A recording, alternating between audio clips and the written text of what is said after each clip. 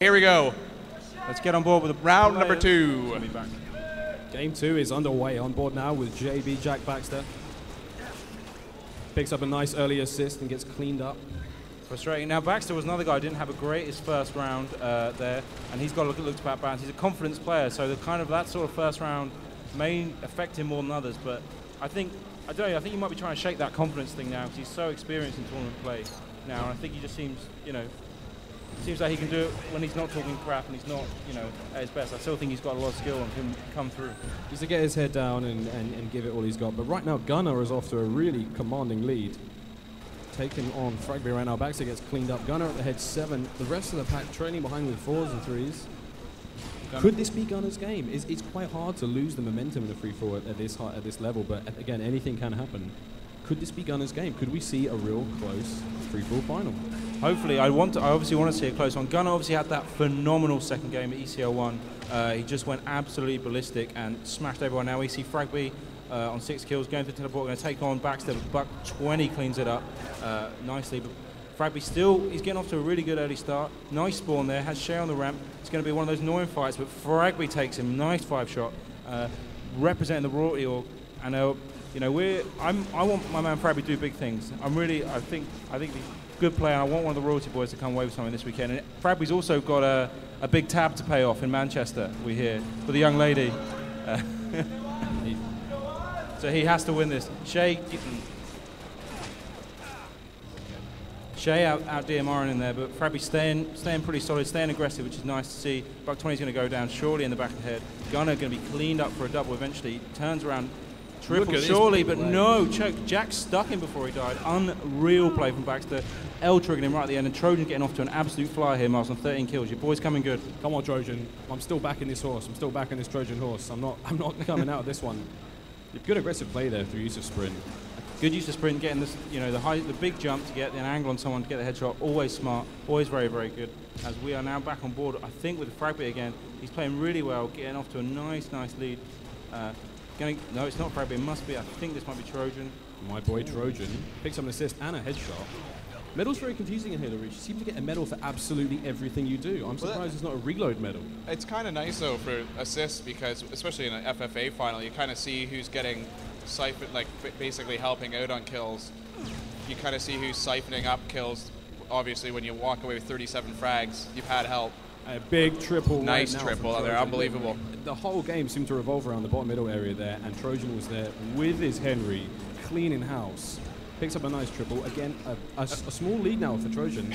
I mean, you were talking about the medals. One of the things that you and I were having a conversation with at Gadget Show Live in Halo is controlling the burst on any gun you use, really, and how it affects your game. Do you think it's important here in an FFA? It's incredibly important. Again, you can get away with spamming your shot, but as we saw earlier, Fragby has a fantastic bloom control right now, and he's doing a really good job with it. I'm a fan of Fragby's aim. I think it's interesting because what I like about Reach is there's different ways to shoot. Different players shoot in different ways, which I think is quite interesting. Some guys like Spamirez, he just hammers the trigger and seems to get away with it, and sometimes you see other players hammer it and don't. So it's interesting the way players, I think the bloom's quite related to the way you move and strafe. So it's interesting the way different players move and strafe affects how they actually pull the trigger, which I think is a really interesting part of the game. It's really weird because you do strafe really quickly, and the sensitivity in Reach is so much higher than in any previous Halo. So the fact that you watch people strafe, and people talk about the fact that headshots and kind of accuracy with a gun can be really hit or miss, but it's just because the strafing is just so quick in the game.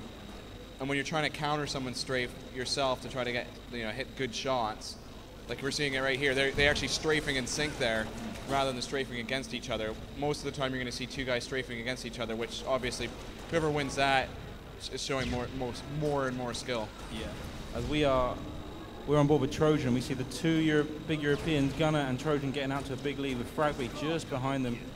But I think Gunnar is actually having a flyer here, doing what he did at ECL1, which was just have one absolutely phenomenal game. And if he can do that and stay consistent in the finals, he'll be on to win it. If he can do it more than once, he might win. But the thing is, if you just have one major game and then you can stay consistent for the other 2, that can be easily good enough to win. Especially when you've got 7 or 8 kill leads that you can work with in the final map. I think we're back on board with, still on board with Trojan as JC challenges and gets Doesn't quite get killed by Trojan, but he was winning that fight and someone cleaned it up. As we see Shay up in third place up, the unknown quantity in the finals. Good to see someone like that breaking through, breaking out. It means it shows if you do come to lands, you do get something. Don't stay at home and think, oh man, it won't happen. I'm going to watch it on the stream, man. It's nice you watch it on the stream if anyone's out there, but please come. It's so much better in person. As we see a lot more fun in person. Fragby staying pretty in the mix. Shay going down with grenades there. As we're still on board with Trojan, trying to clean up Fragby, doing amazing stay alive and get up that lift on his own. JC is having a bit of a stinker this game, I must admit. JC sitting high and mighty up there on 10 kills. He is trailing a little bit, I think it's fair to say. The problem is that when you're trailing, your confidence goes downhill, and you try to get desperate to pick up kills and so on, and you just end up dying more, and next thing you know, you're living in a trailer down by the river. And then no one wants to live in a trailer down by the river. No one, not even JC, who's getting worked here, gets the nade off, but gets whooped on. I think that was by Trojan or Fragby. We'll find out in just a sec. JC is royalty. Fragby, it is the king of JC. Why would he want to live in a trailer? We might. Right now he's fodder. I mean, you might say the kettle's gone off the boil. May have gone off the boil. May have. There we go. Get the puns in. As we see, we're on board with Fragby from royalty, getting in a fight with Shay, but Buck20 cleans it up and will probably clean up Shay as well in that situation. Where's Buck20 in this? Have you seen him? Do you know where he is? He's just hanging out. I haven't seen Buck20. He's been very sneaky this game. One of those sort of silent players you don't see a lot of. That's some real wonk from Fragby, and gets it. As we are looking over Jack's shoulder, Jack Baxter from Fnatic, as he is trying to pick up some kills, looking to work those landings. Trojan goes down low, doesn't get the kill on that, and now he's pushing up onto the landing. Gets Buck20 with a nade. Surely going to get the kill. I think it's going to get robbed. Yeah, it does. There's the kettle. The king comes out of nowhere and cleans up. It's so frustrating those situations when the guy goes behind the pillar, and especially in 8-man FA, guys can just spawn wherever, and the guy's hiding behind a pillar, no shield, and you're going to get robbed. Doesn't matter. Buck20 does it. There's not really a lot of places to hide on this map either. Oh my goodness! Jack Baxter, a quick change to the needle rifle, and what a change it was. A huge double there on Fragby. I thought Jack was waning a little there in confidence, but that was a humongous play. Can he make another one on Buck20? And I may have just jinxed the man. He did not clean up 20. He managed to get his revenge and the headshot. Has this boy got tiger blood? What was that? Oh. That was pretty big. Hashtag winning. Hashtag by winning. So we see someone is on 37 kills. I think that's Trojan. Major game out of him. Process, haven't seen any out of Process. He had the semi-final of his life. Jack gives it to him. Nice work from Jack. Now we're looking over Fragby's shoulder. Now we saw Fragby do some really good work. We've seen him get out DMR'd a couple of times from other people's point of view. Buck20 getting in the back, opts out of the animation for the pure humiliation. Nice work. It's going to come on a fight here. Unlucky not to get either of those, I don't think. I think he could have had them. Trojan escapes top mid. Nice work from both of them not to die. Neither of them really committing to that fight. Just trying to put shots in. Fragby getting a bit unlucky here, trying to find people, trying to pick up on them, and just not getting them. Difficult in these kind of situations in free-for-all when you're moving around the map constantly and you seem to be on the receiving end of absolutely everything and none of your kills are quite coming through, and in these kind of situations where JC is out DMRing you, that's when you know that it's hit the fan. Yeah, I mean, I think everyone else is quite close except Trojan, who is on 41 kills and just going absolutely berserk. So I think, who's next? Like 37 I think is next, which is, and Trojan nearly gives it to Jack. Baxter's needle rifle is really impressive right now. He made a change. You saw him quickly change loadouts after a spawn, after an unlucky fight using the DMR, and the change to the needle rifle seems to have really improved his individual game. I don't know how he's faring in the scores right now until we get a look at it, but it does seem he's at 23. He's sailing quite low down, but you can see he's trying to keep himself in it. We are in the final minute now of the second game, and it would appear that my man Trojan is leading the way in kills. Yeah.